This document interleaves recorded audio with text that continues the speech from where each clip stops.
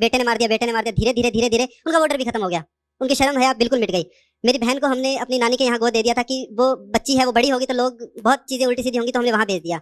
अब वो जब आती है 3 या 4 साल में एक बार अपने घर पे, तो सही होता है कि माँ बाप के पास बैठूंगी, पर पिता शराब पी के उससे इतनी गंदे गंदे लफ्ज बोलता है, छत पे खड़े हो जाएंगे, मुझे कहेंगे तूने अपनी बहन का बलात्कार किया है। अगर मम्मी रोते हुए मेरे पास मेरे कमरे में आके 2 मिनट बैठ जाए तो कहेंगे अरे तेरे माँ के साथ नाजायज संबंध है। ऐसी भाषा का उपयोग करते हैं जगह जगह। तो हमें भी लगा कि कोई ना गुड़िया है, अभी गुड़िया ही बोलते हैं मुझसे, गुड़िया बैठी है, कोई दिक्कत नहीं है, शायद इसको देख के इनको कुछ शर्म आए। उन्होंने तो अपनी यानी मेरी बहन को कहा कि अरे तेरा डीएनए चेक करवा, तो मेरी औलाद ही नहीं है। अब वो छोटी है मुझसे, वो 17 साल की, उसका भी हाथ उठ गया ये सुन के, और ये चीज बढ़ती ही जा रही है, बढ़ती जा रही है। तो आचार्य जी, और बाकी मैंने समाज में कई जगह ऐसा देखा है कि ऐसी स्थितियों में लड़कियां जो होती हैं, या तो बाप उनका खुद रेप करता है या उन्हें बेच देता है।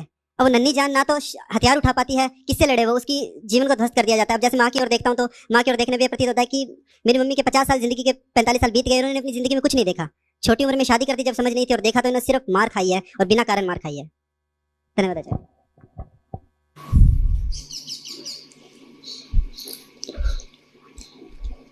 क्यों झेल रहे हो अभी तक इतना, क्या जरूरत है? कहाँ से कमाते हैं, कहाँ से लाते हैं? सुबह 6 बजे पीने लगते हैं, रात को 2 बजे तक पीते हैं, पैसे कहाँ से लाते हैं? आचार्य जी, वो खुद भी अध्यापक रहे हैं एक जमाने में, आरएसएस के स्कूल में वो टीचर थे, उनकी संगति कैसे खराब हुई पता नहीं। आज कहाँ से लाते हैं पैसा? घर से चोरी करते हैं। क्यों करने देते हो? आचार्य जी, जब इधर उधर होते हैं तो कोई भी छोटा सामान हो, जैसे तांबे का लोटा हुआ, वो बेच दिया 150 रुपए। इतना मुश्किल है चोरी रोकना? नहीं आचार्य जी। तो रोक दो चोरी, रोक दो चोरी। जिसको पिता कहते हो वो तो कब का विदा हो गया, अपनी बेटी को बोल रहा है डीएनए टेस्ट वगैरह, उसको पिता है कहाँ फिर? जब औलाद को त्याग ही दिया है तो पिता कहाँ है? पत्नी से अगर यही रिश्ता है कि बस मारना है, इसी का रिश्ता है, तो पति कहाँ है? तुम तो झूठे ही अतीत की कोई छवि लेकर के बैठे हो कि बाप अभी जिंदा है, पति अभी जिंदा है। कहाँ है? वो तो चला गया, वो चला गया है, एक शराबी बचा हुआ है, उस शराबी को क्यों पाल रहे हो? आचार्य जी, जैसे उनको घर से बाहर हम निकाल देते हैं, या वो तोड़फोड़ करना, यानी कि उनको कहीं भी रखना, ऐसा है तोड़फोड़ किसकी करते हैं? चीजों की तोड़फोड़। किसकी चीजों की? जो भी मम्मी ने संजोई है एक एक करके बचा। घर से बाहर निकाल दिया तो तोड़फोड़ कैसे करेंगे? चीजें तो घर के अंदर है। शीशे तोड़ दिए घर के। पुलिस बुलाओ। पुलिस सर वही तो बताया ना, पुलिस एक रात नहीं रखेगी ना, ज्यादा तोड़फोड़ करेंगे तो ज्यादा भी होगा, फिर वो छोड़ देती है उनको। दोबारा दे दो, दोबारा दे दो, सिक्योरिटी रख लो। जितना खर्चा इन सब चीजों में करते हो, सिक्योरिटी रख लो, कम में हो जाएगी। देखो, नालायकियां किसी न किसी के समर्थन पर पनपती हैं। व्यक्ति को यदि कर्मफल भली भांति पता हो और मिलता रहे तो उस पर अंकुश रहता है। दुष्ट इंसान को उसके कर्मफल से बचाकर तुम उसकी दुष्टता को प्रोत्साहन देते हो। ये सदा का खेल है। महाभारत ऐसे ही नहीं हो गई थी ना। महाभारत का युद्ध क्या दुर्योधन की और कौरवों की पहली दुष्टता थी? वो 40 साल से यही कर रहे थे। जब महाभारत की लड़ाई हुई है तो ये सब 50 पार कर चुके थे, सारे भाई, अर्जुन, दुर्योधन, सब लोग। और 5-7 साल की उम्र से उसने नालायकियां शुरू कर दी थी दुर्योधन ने। पिता की शह पर और करता चला गया। वहां पिता की शह थी, यहाँ पुत्र की और पत्नी की शह है। और बात तब यही थी कि अरे कोई बात नहीं, बच्चा है, या कि ये तो परिस्थितियों का मारा हुआ है, इसको लगता है पिता के साथ अन्याय हुआ है, कोई बात है, कोई बात है। तुम सहानुभूति दिखाए जाओ और दुष्टता को प्रोत्साहित किए जाओ। और तुम ये जो प्रोत्साहन दे रहे हो, मुझे बताओ चलेगा कितने दिन? 6 से लेकर के 2 तक, माने दिन के 20 घंटे जो शराब पी रहा है व्यक्ति, उसका लिवर अभी तक सलामत है। मेरे लिए तो यही ताज्जुब, बचे कैसे हुए हैं अभी तक? और कोई अब जवानी भी नहीं है, 50 पार कर चुके होंगे। 50 पार करने के बाद उनका लिवर अभी तक बचा कैसे? और जो वो लिवर के सड़ने से मरेंगे, कौन आएगा उनको दूसरा लिवर देने? और इस तरह का हेपेटाइटिस तो इरिवर्सिबल होता है, शराब वाला। उसका जिम्मेदार कौन होगा? वो जो उनकी मौत होगी क्योंकि उनको पैसे मिलते रहे तो शराब पीते रहे, उस मौत का भी जिम्मेदार कौन होगा? उनको झेल करके, उनके प्रति सहिष्णुता दिखा करके तुम उनके लिए भी बहुत बुरा कर रहे हो ना, या उनके लिए अच्छा कर रहे हो? और ये मैं सबसे कह रहा हूं, जब भी कोई व्यक्ति किसी घर का बर्बाद होता है, उसकी बर्बादी में नंबर 1 योगदान घर वालों का ही होता है। मोह के मारे, अज्ञान के मारे। कौन कह रहा है कि कुरुक्षेत्र में सैनिकों ने एक दूसरे को मारा या योद्धाओं ने एक दूसरे को मारा? कुरुक्षेत्र में जितने मरे उन सबको धृतराष्ट्र ने मारा।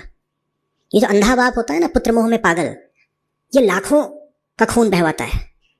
इसको कुछ समझ में नहीं आ रहा होता है कि मेरा बच्चा है, जो चाहता है इसको दे दो, संपत्ति चाहिए इसको दे दो, छूट चाहिए दे दो, व्यभिचार करना चाहता है करने दो।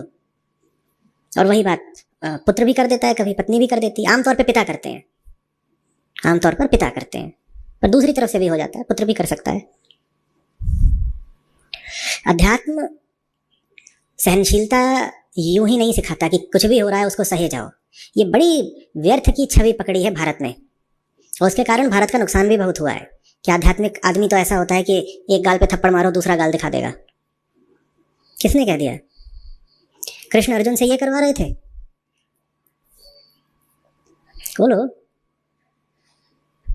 कि दुर्योधन तुमको एक तीर मारे, तुम 2 और खा लेना। धर्म और अधर्म इन शब्दों का कुछ अर्थ होता है या नहीं? या मोह के आगे धर्म अधर्म सारी बातें फीकी पड़ जाती हैं? बस मोह मोह मोह। और खून का रिश्ता, मेरा तो खून का रिश्ता है, मैं कैसे कुछ कह दूं। मेरे पिता हैं, मेरे पति हैं, भले ही पति ने पीठ तोड़ दी है मार मार के। और जरूरी नहीं है कि पति शारीरिक रूप से ही मारे, मानसिक रूप से, भावनात्मक तल पर खूब चोटें पहुंचाई जा सकती हैं, गहरे घाव दिए जा सकते हैं। क्यों सहते हो? किसने सिखा दिया इतना झेलना?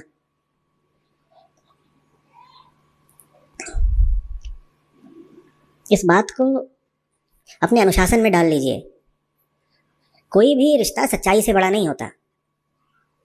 तो जब रिश्ते के मुद्दे आए, सच्चाई से आंखें मत मूंद लिया करिए। मुझे नहीं मालूम ये जो अभी हमें दे रहे हैं विवरण, इसमें कितनी तथ्यात्मकता है। मैं कुछ नहीं जानता इनके घर के बारे में। मैं मान के चल रहा हूं कि ये जो बता रहे हैं बात कुछ कुछ ऐसी ही होगी, या कम से कम 50% ऐसी होगी। पर अगर 50% भी ऐसी है बात, तो बहुत गलत है बात। गलत मात्र उस व्यक्ति का व्यवहार नहीं है, गलत मुझे ये लग रहा है कि इन्होंने इतने दिनों तक बर्दाश्त कैसे किया।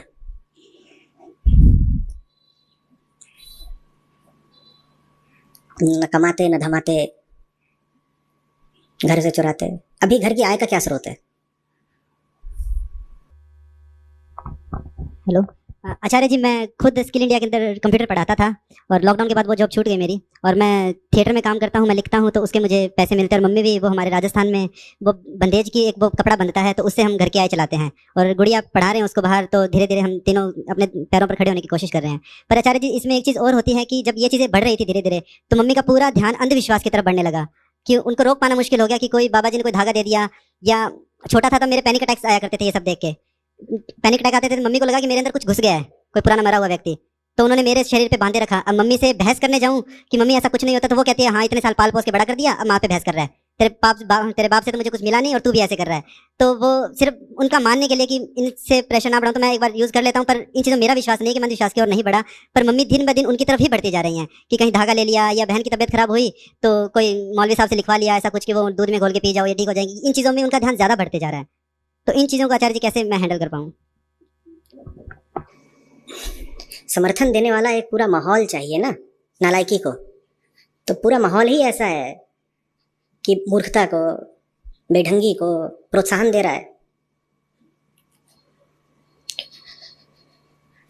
तुम किसका भला कर रहे हो? उस व्यक्ति का भला कर रहे हो, अपना भला कर रहे हो, अपनी माँ का या बहन का भला कर रहे हो, या समाज या राष्ट्र का भला कर रहे हो उनकी शराब स्पॉन्सर करके? खुद तो कुछ कमाते नहीं, और ये ना कमाना ही उनको और छूट दे रहा है कि करो जो करना है।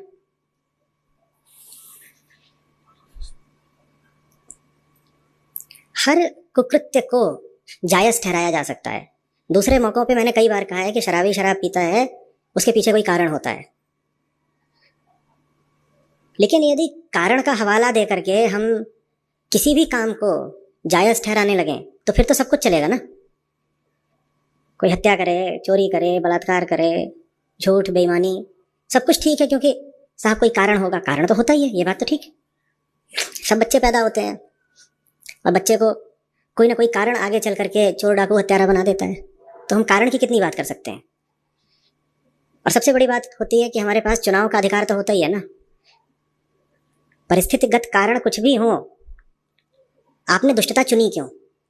परिस्थितियां आपको ढकेल रही होंगी नशे की ओर, आपने नशा चुना क्यों? आपके पास नशे को ठुकराने का विकल्प तो हमेशा था ना, आपने क्यों नहीं ठुकराया? और नहीं ठुकराया तो उसकी सजा मिलनी चाहिए। ठीक है, हम घर के लोग हैं, हमारा खून का रिश्ता है आपसे, हम आपको बहुत कड़ी सजा नहीं दे सकते, लेकिन इतना तो हम जरूर करेंगे कि इस चीज के लिए आपको पैसा ना मिले, ये हम व्यवस्था कर रखेंगे। और अगर आप घर के किसी निर्दोष पर हाथ उठाएंगे तो उसका दंड आपको मिलेगा, इसकी व्यवस्था भी हम कर देंगे। बाकी आपकी अपनी जिंदगी है, आप भी वयस्क हैं, हम सब वयस्क हैं। आपको अगर पीनी ही है तो पीजिए, पर अपनी जिम्मेदारी पर पिए। आप कमाइए और पीजिए। संविधान सबको आजादी देता है अपने अनुसार जीवन जीने की, आपको भी आजादी है, पर अपने पैसों से पिए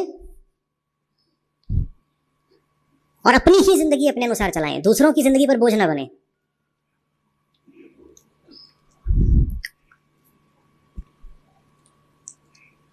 और मारपीट का अधिकार तो आपको किसी भी हाल में नहीं है। शराब के लिए पैसे मांगते हुए या नशे में आकर के, मोह को ऐसे ही थोड़े इतना बड़ा दोष बताया है। बड़े से बड़ा दोष है मोह, और बड़े से बड़ा दोष है देह भाव। आप देख रहे हैं देह भाव क्या करता है। मैं देह हूं और देह एक दूसरे व्यक्ति से आई है, तो दूसरा व्यक्ति मेरा बाप हो गया। मैं देह हूं और देह तो सदा किसी से आती है, तो देह जिससे आई है वो मेरा पिता हो गया। अध्यात्म आपको बार बार बोलता है, जब तक तुम अपने आप को देह मानते रहोगे तुम्हें खून का बंधक बनकर जीना पड़ेगा। जब तुम अपने आप को पहचान लोगे तो फिर अपने असली बाप को भी पहचान लोगे, और जब और आगे बढ़ोगे तो जान जाओगे कि तुम्हारा कोई बाप है ही नहीं, तुम खुद अपने बाप हो। हम सबसे निचले तल पर जीते हैं। हम अपने शारीरिक बाप को ही अपना बाप मानते रहते हैं उम्र भर, और फिर उसका फल भी भुगतते हैं।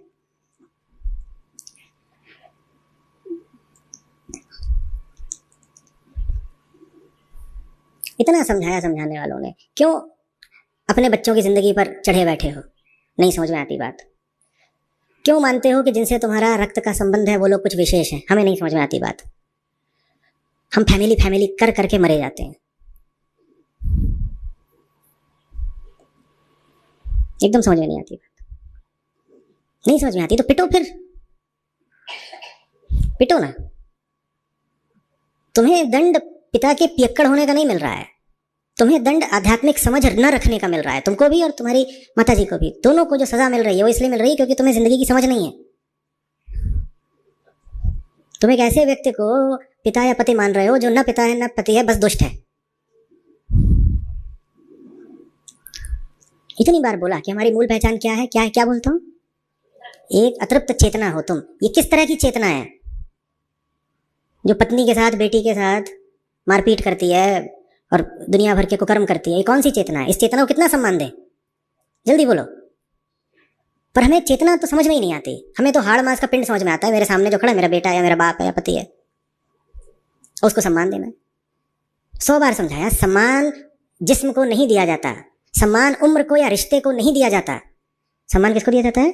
चेतना के तल को दिया जाता है। सिर्फ वही चीज होती है जो सम्मान की हकदार होती है। हमें बात समझ में ही नहीं आती। कोई थोड़ा उम्र में बड़ा दिख गया, फट से झुक के उसके पांव छू लेते हैं, और अगर कोई छोटा सामने आ गया तो उम्मीद करते हैं कि हमारे पांव छुए, और ना छुए तो हमें बड़ी चोट लगती है। अरे ये तो उम्र में छोटा है, नमस्कार प्रणाम नहीं करता, पाँव नहीं छूता। तो अपनी हालत देखो, काहे को कोई तुम्हारे पाँव छुए? उम्र का क्या है? वो तो तुम सोते रहो 50 साल तो भी उम्र बढ़ जाएगी। कुछ मत करो जिंदगी में, 50 साल बिस्तर पे पड़े रहो, उम्र तो तब भी बढ़ जाएगी। तो तुम्हारे पाँव छुए कि तुम पड़े थे 50 साल बिस्तर पे?